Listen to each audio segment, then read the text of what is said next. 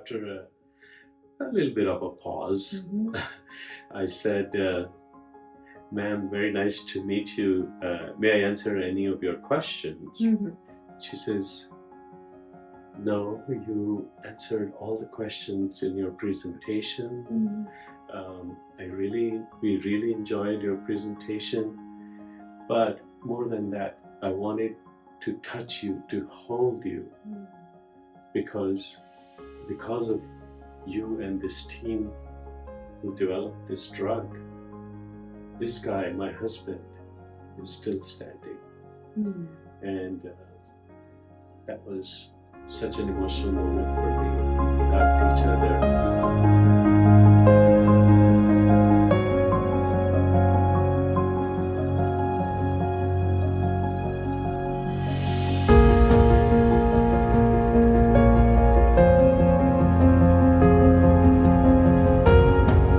Hi Manny, how are you? I'm good. Great to see you. Great to see you too. It's holiday time right now. Holidays are coming up. I think they already started for you, right? Are you still the working? holidays, yeah. I just finished my last meeting and Okay. I'm here. Yeah. Yeah. Thank Next you for week is coming. off. Yeah, next week is off. Okay. All right. So I know you've been in the drug manufacturing industry. Is it the pharmaceutical industry? Yeah, biopharmaceutical industry. I've been in the industry for about 30 years. All right. Okay. And have been very lucky to have developed many drugs and vaccines that are now on the market helping patients. So how is biotechnology different from pharmaceutical? Is it similar or? Yeah, so the conventional pharmaceutical industry was based on chemically derived drugs or naturally extracted drugs. All right. And then, in the 80s, late 70s, 80s, there was a revolution in genetic, evolution or genetic engineering. And through genetic engineering, we were able to then manufacture very complex biological drugs. Okay. So the science of producing genetically engineered drugs is called biotechnology. And the biotechnology actually is also applied for other things like agriculture. Okay. Like even you'll be surprised, in your detergents, we have enzymes that that are added, genetically derived enzymes that are added that help to cut through the grease. The dirt present in the clothes. So you are saying that pharmaceutical improved with genetical engineering in certain ways, right? Right. And another important difference is these biotechnology agents like proteins, they are similar to, or they are actually made similar to what's already present in the body. Okay. So they work on your immune system rather than, in the old days, you just try 100 things and 5 or 10 things work. Okay. So it was just hit and miss. Okay. And this is much more designed and logically introduced into the body.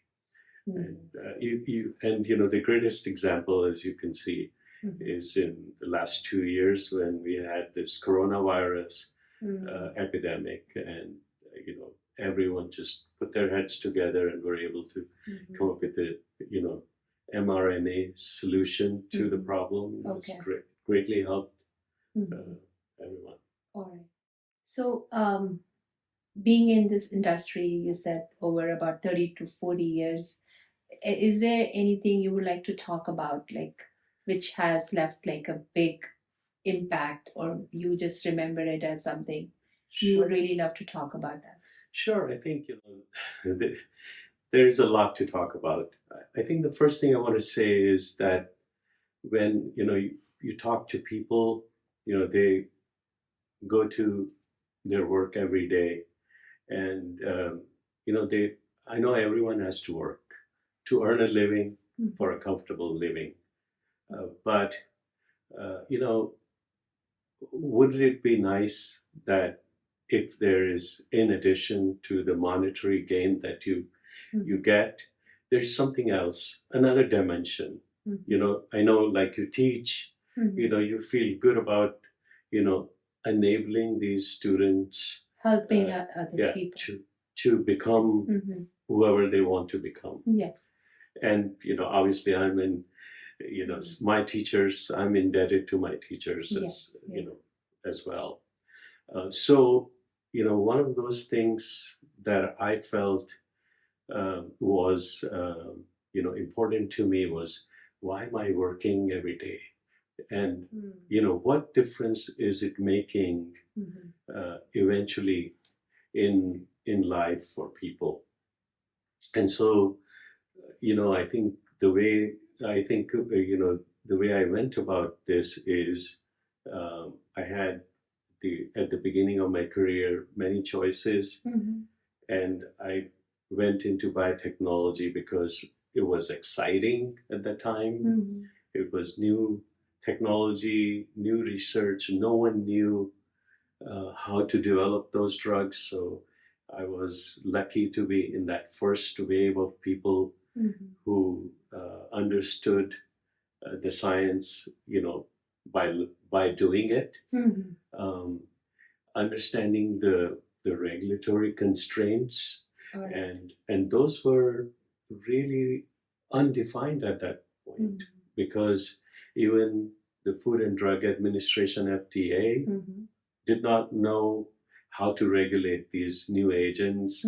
Either they, over-regulated some parts and under-regulated other things. So over the years, this has evolved into, this madness has become a method.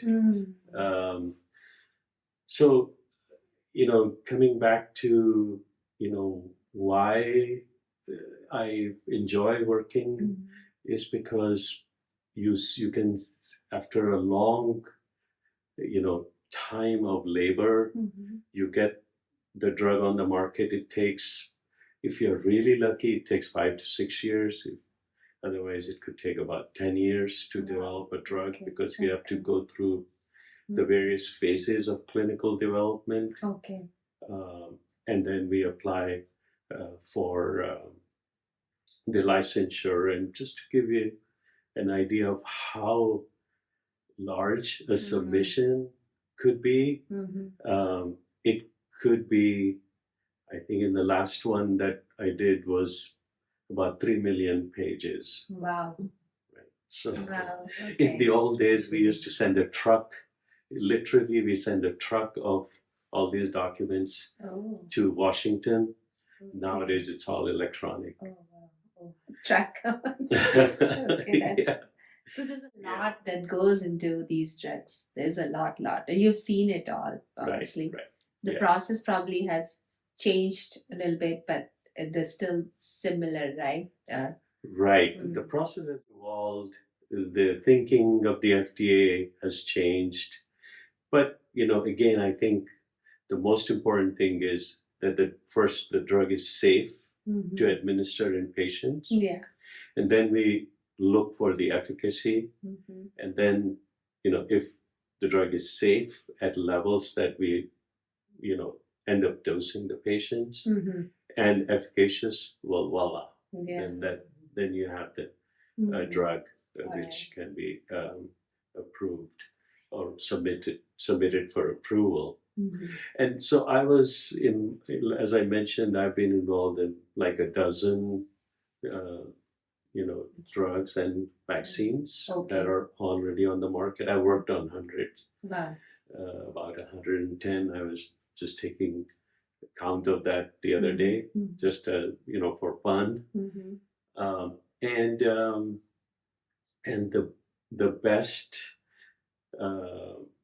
feeling you get is when a drug actually gets approved.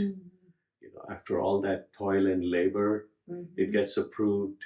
It's time for party. Um, but beyond that, it starts helping patients. It starts helping them the way that you envisioned it one day, when you discovered the drug and when you were developing it. And so I was, involved with the drug, a treatment for kidney cancer. At the time, there was no existing treatment. And this drug was not without its side effects, Okay. but it had to be given in an ICU as as an infusion. Okay. And under medical care. And when it worked in only a subset of patients. Okay. And the response rate was about 15 to 20%. Okay. But the important and remarkable part of this drug was once it worked, it caused very, very long-term remission. Okay. 10 years or more in many cases. Okay. Many cases. All right. So, in my company, what we used to do was, be always in touch with patients during the clinical evaluation, but also, post-marketing surveillance, as well as learning from the experience of patients. Okay.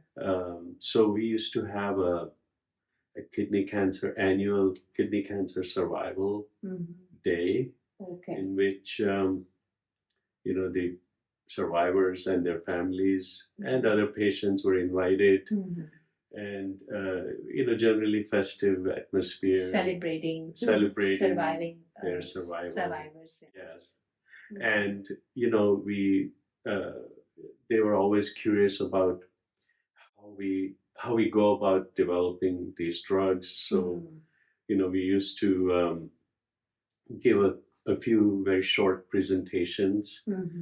So my my contribution was that I used to talk about how we developed this drug from the test tube to the 1,000 or 10,000 liter bioreactor, and all the all the purification associated science, with all the procedure, right? Yeah. All the nuts and bolts of it. My colleagues used to talk about how they tested it in animals, and then the third one talked about how they tested it, how they conducted the clinical trials. Okay. So after one of these presentations, then you mingle with the patients and survivors and others, their family, caregivers, and everybody. Yeah. And people have follow-up questions. People generally want to know, you are at a human level now. So some people ask you personal questions. What do you do? You came from India, or, et cetera, et cetera. Yes, yeah. So one couple came and came next to me, and the lady, she just took my wrist and she held it, and I wasn't sure how to react in this situation. So after a little bit of a pause, I said, "Ma'am, very nice to meet you. May I answer any of your questions?" She says, "No, you answered all the questions in your presentation. We really enjoyed your presentation, but more than that, I wanted to touch you, to hold you, because of you and this team who developed this drug. This guy, my husband, is still standing." And that was such an emotional moment for me. We hugged each other. Um, then we talked a little bit, after that conversation broke the thaw, Yeah. and we talked a little bit. And then, that made me think as I was driving home that night. I said, you know what? This is why I go to work every day. This is exactly why I go to work every day, because there's no better feeling. I used to think submitting a drug, getting it approved, is the best thing that a drug developer can do. No, no, no. It is really when you see a patient who's benefited from it. Yeah. It's like, you have changed their life. You have. It's like a huge reward that you get, and that's a big thing. You said there was so was it the kidney cancer, right? So that one had no cure, Right. and you and your team worked on it together and created. But then when you see actual people, and it's so like it's right there, you can see that how it affected. Exactly. So the whole procedure thing kind of takes a back, say, yeah, this is I'm here for this reason. Right. So it's like helping the humanity or the humans, right? So that is Absolutely, yeah. And again, I think this can happen to me or any of our loved ones. And It can- so, that just gives you a completely different perspective in life. yeah, diseases are, it's like everywhere, across the nations, across ethnicities, a lot of, and then, people like you, many you, work so hard to create these drugs which are actually controlling and making sure those people can live a better life and a longer life. And again, Sanjana, this is a journey that, starts somewhere, and then you maneuver through it. Yeah. And a lot of times you're lucky. You're lucky have to chosen this field. I was exactly thinking. Sometimes you feel that way, that oh my God, you probably you did your PhD and you studied so much, and basically you have so much knowledge about a lot of things. But this is where you feel like I was chosen, and you feel blessed that way, right? I feel blessed, definitely. To But be in I that- don't think I was chosen. It just happened to be. I'm beneficiary of those blessings. Yeah. Yes. I feel, yeah, that is very nice. And like feelings when you have actual people who are benefiting from all your hard work come to you, that actually emphasizes that, right? But let me also tell you that, I have a story going way back about teaching, actually. When I was, I graduated from IIT Delhi. So when I was at IIT Delhi, one of our professors, in the IIT campus, there is they have a high school for the employees. And, some of the employees are actually,